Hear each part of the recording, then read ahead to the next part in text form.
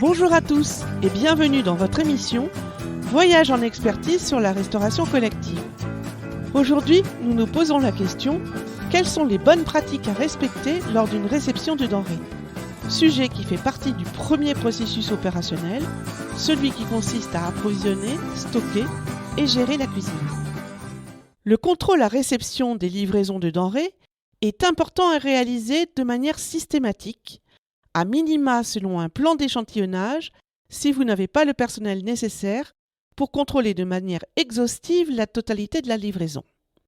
En effet, il vous permet de vous assurer que le produit est conforme à vos attentes et à l'utilisation que vous voulez en faire, mais également qu'il ne présente pas d'anomalies visibles qui pourraient nuire à sa qualité. Il s'agit de vérifier tout particulièrement, par exemple, la compatibilité du véhicule par rapport au produit. Vous allez vérifier la propreté, le non-mélange des produits dans celui-ci, le fait que le véhicule soit réfrigéré pour les denrées sous température dirigée.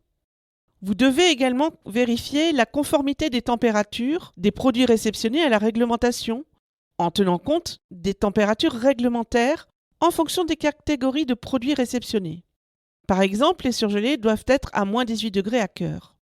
Vous allez vérifier les quantités livrées par rapport au bon de commande, ou encore la date de péremption des produits, selon qu'il s'agisse d'une date limite de consommation, DLC, ou d'une date de durabilité minimale, DDM.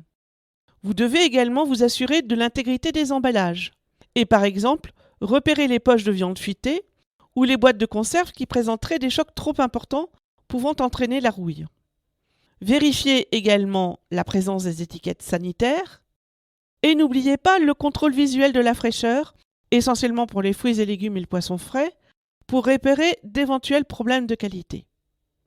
Certains points de non-conformité, comme les températures, l'étiquetage ou encore la compatibilité du véhicule, doivent vous amener à refuser impérativement la livraison, même si nous sommes d'accord, cela n'est pas toujours facile, car cela peut désorganiser la production. Le contrôle des prix, lui, en général, n'est pas fait par la cuisine, mais par la comptabilité. D'où l'importance que la cuisine délivre le bon à payer à la comptabilité lorsque la livraison est conforme à la commande. Il est bien sûr nécessaire que la cuisine soit dotée à minima d'un thermomètre à sonde et d'une balance pour effectuer les contrôles. Enfin, il est indispensable de matérialiser l'enregistrement de tous vos contrôles, que cela soit sur une feuille qui sera archivée au jour le jour ou de manière dématérialisée comme on le voit de plus en plus souvent.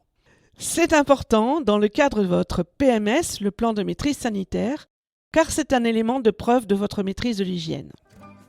J'espère que cet épisode a répondu à vos attentes. Lors du prochain épisode, nous aborderons le GEM-RCN, qui fait partie du premier processus support, celui de la réglementation applicable à la restauration collective. À bientôt!